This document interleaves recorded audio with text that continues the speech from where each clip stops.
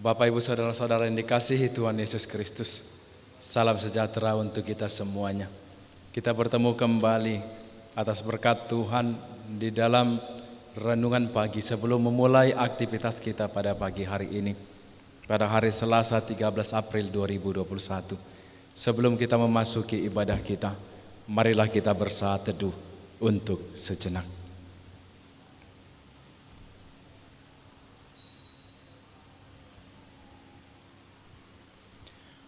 Bapak, Ibu, Saudara-saudariku yang dikasihi Tuhan Yesus Kristus, marilah kita bernyanyi dari buku NDH KBP nomor 15 ayat yang ke-7.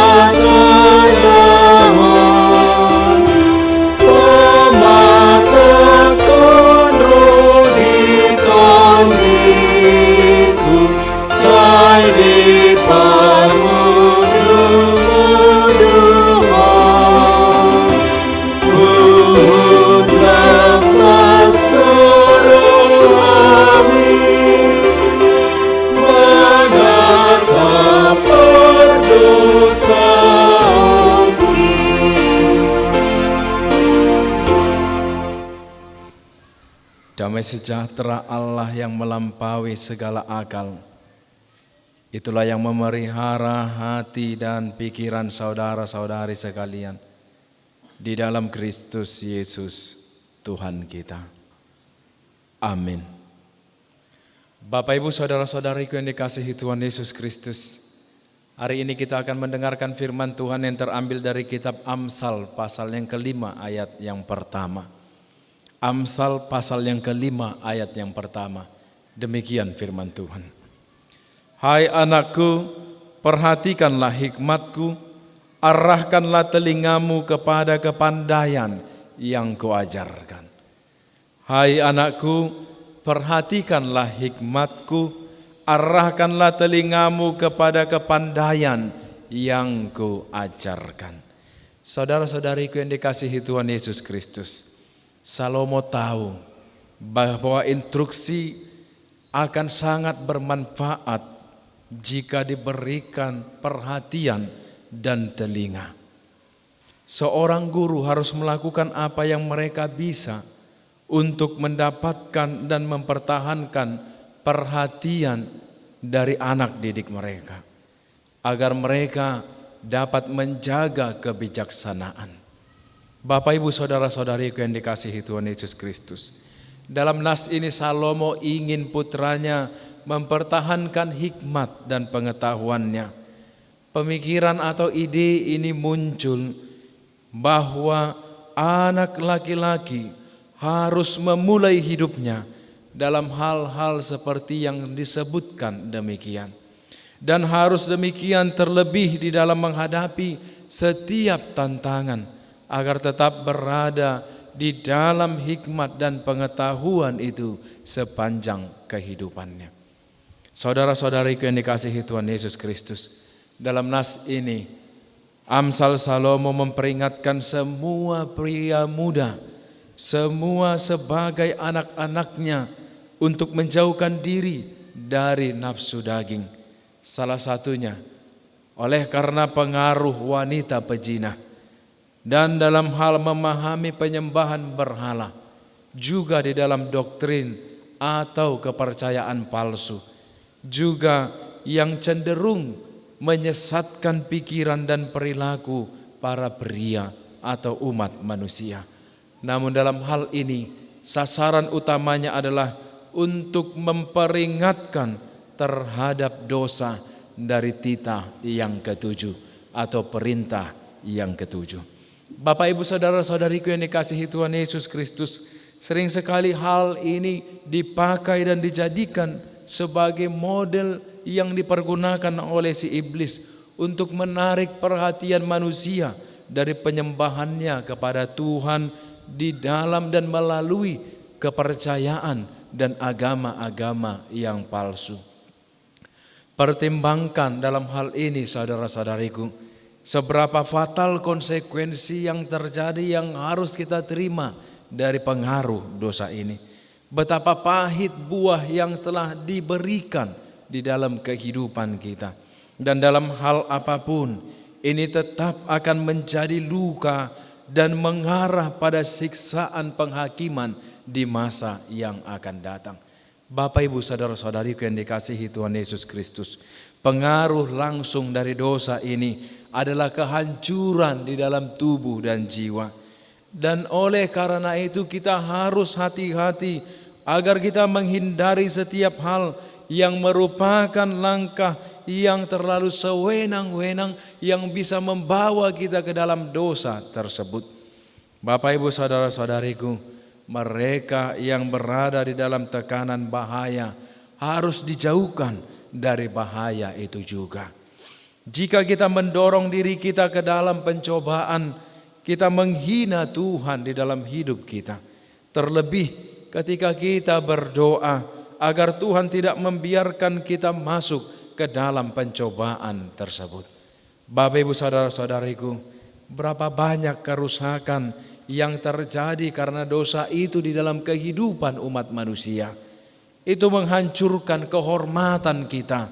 Itu juga membuang-buang waktu kita. Dosa yang seperti itu juga merusak kesehatan kita. Dan itu juga akan mengisi pikiran kita dengan berbagai kengerian. Saudara-saudariku, meskipun kita bergembira sekarang ini, namun cepat atau lambat, hal itu akan mendatangkan kesedihan di dalam kehidupan kita. Bapak Ibu saudara-saudari, menyerah pada rayuan dosa akan menyebabkan kehancuran yang lebih besar dari yang pernah kita bayangkan.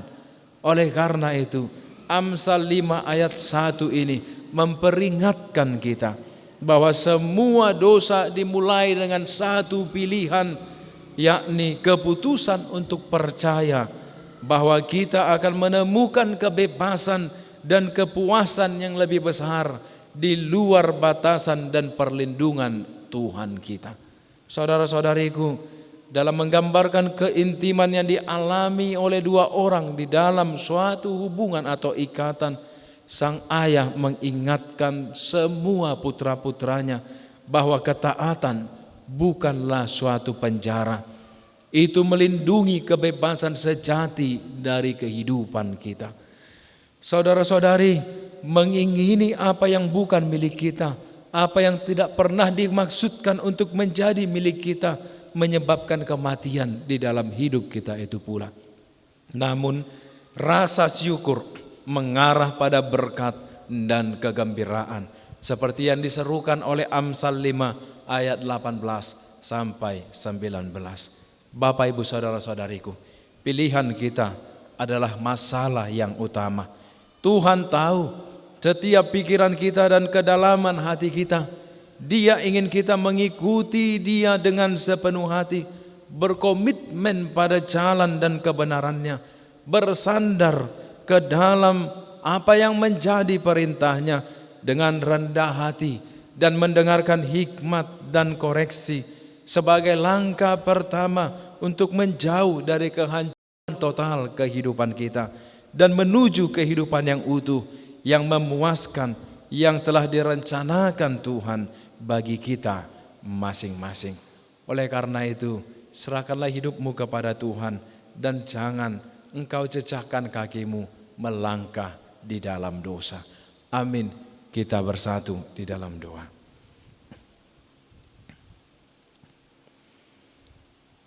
Bapa kami yang di surga, terima kasih atas karya-Mu yang besar, atas perbuatan-Mu yang sungguh menakjubkan di dalam hidup kami, sehingga membuat kami memperoleh sukacita dan kebahagiaan yang sungguh-sungguh luar biasa di dalam hidup kami.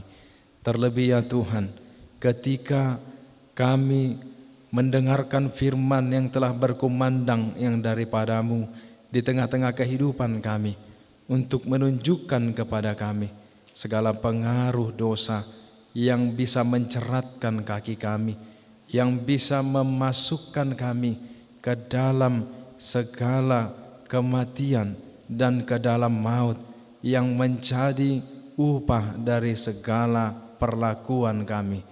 Tuhan, dalam hal ini Engkau telah menyerukan seruan firman-Mu yang telah mengajak kami agar kami tidak selalu turut dan tunduk terhadap pengaruh-pengaruh dosa yang lahir dari dunia ini, terlebih yang mengajak kami untuk menuju terhadap kelaliman hidup yang menjeratkan diri terhadap apa yang menjadi keinginan daging dan dunia, perzinahan dan segala yang berkaitan dengan hal itu.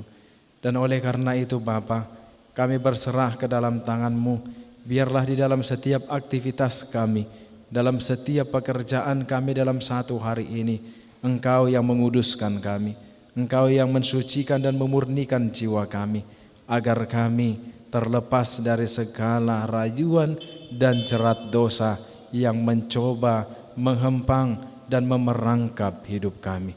Terpujilah Engkau Bapa, kami serahkan aktivitas kami, pekerjaan dan kegiatan kami dan hari-hari kami hanya dalam bimbingan tangan-Mu melalui Roh Kudus-Mu. Kami berserah diri ke dalam tangan-Mu ya Allah, kiranya Engkau yang selalu memerintah dan mengajarkan kami akan setiap hal yang kami lakukan di dalam hidup ini.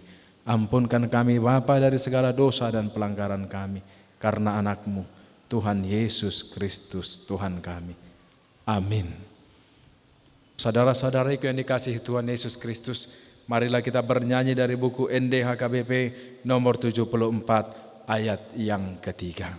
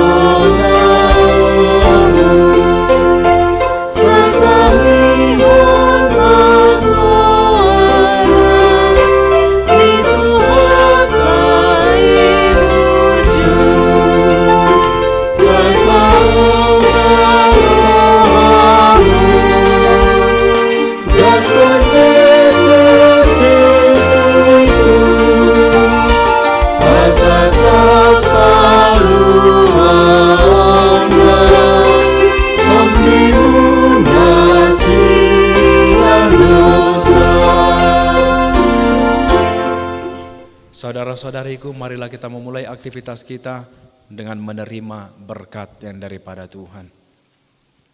Anugerah dari Tuhan kita Yesus Kristus, kasih setia dari Allah Bapa dan persekutuan Roh Kudus kiranya memberkati kamu sekalian hari ini dan sampai selama-lamanya.